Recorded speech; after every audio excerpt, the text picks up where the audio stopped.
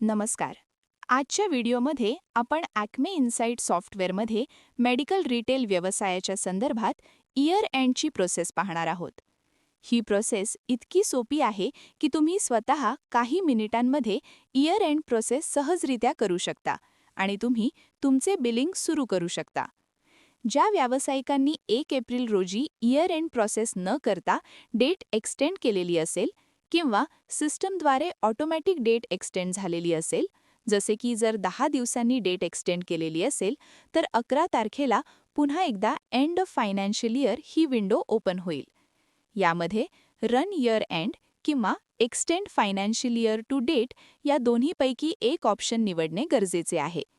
31 मार्चपर्यंतच्या stock संदर्भातील जसे की परचेस बिल, सेल बिल यांसारख्या सर्व एंट्रीज करून झालेल्या असतील तर तुम्ही रन इयर एंड हा ऑप्शन सिलेक्ट करू शकता. जर स्टॉक संदर्भातील एंट्रीज पूर्ण झालेल्या नसतील तर एक्सटेंड डेट हा ऑप्शन तुम्ही सिलेक्ट करू शकता. यामध्ये प्रथम आपण इयर एंड प्रोसेस कशी करायची ते पाहणार आहोत. जर तुमच्याकडे एकापेक्षा जास्त नोड पीसी असतील तर सर्व पीसींवरून प्रथम सॉफ्टवेअर बंद करा.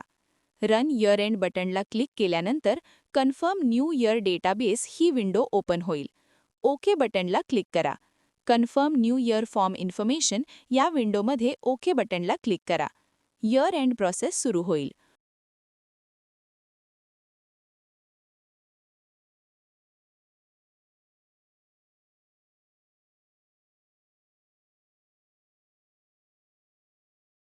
प्रोसेस पूर्ण झाल्यानंतर प्रोसेस कंप्लीटेड असा मेसेज येईल.